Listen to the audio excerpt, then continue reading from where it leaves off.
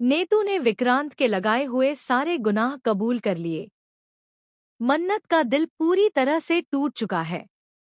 उसने विक्रांत के खिलाफ कसम खा ली है कि वह सच को सामने लाकर रहेगी, चाहे इसके लिए उसे खुद ही क्यों न टूटना पड़े। कलर्स टीवी के शो मन्नत हर खुशी पाने की के आने वाले एपिसोड में आप देखेंगे कि आखिरकार नीतू का दिल पूरी तरह बिखर चुका है। एक माँ के लिए इससे बड़ा दर्द क्या होगा कि उसका बेटा उससे दूर जा रहा है, उसे गलत समझ रहा है और उस पर भरोसा तक नहीं कर रहा।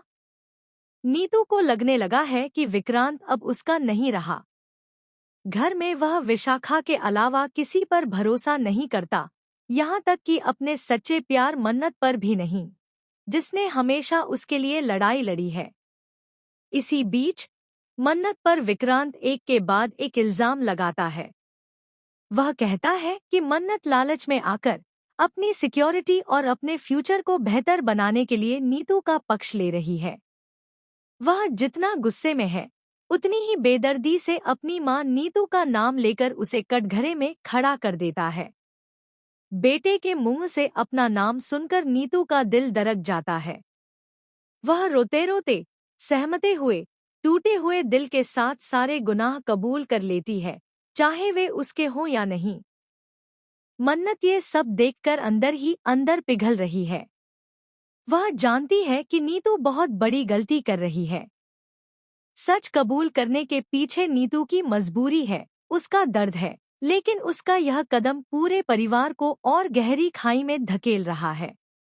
दूसरी ओर विक्रांत को सच में लगने लगा है कि नीतू और रोनी, जिन्होंने उसे पाला, जिनके दम पर वह इस मुकाम तक पहुंचा, वही उसके सबसे बड़े दुश्मन हैं।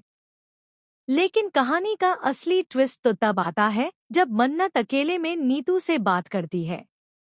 नीतू रोते रोते एक ऐसा सच बताती है जिसे सुनकर मन्नत के पैरों तले जमीन खिसक जाती है। नीतू कहती है कि उसने जो गुनाह कबूले हैं, वह असल में उसके नहीं हैं।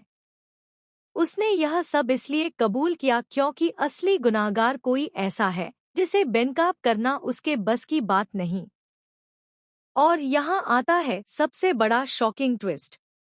नीतू खुलासा करती है कि विक्रांत को बहकाने वाला, उसके और परिवार के बीच जहर घोलने वाला और असली साजिश रचने वाला कोई बाहर का दुश्मन नहीं, बल्कि वही व्यक्ति है जिस पर विक्रांत आंख बंद करके भरोसा करता है, विशाखा। जी हाँ, नीतू बताती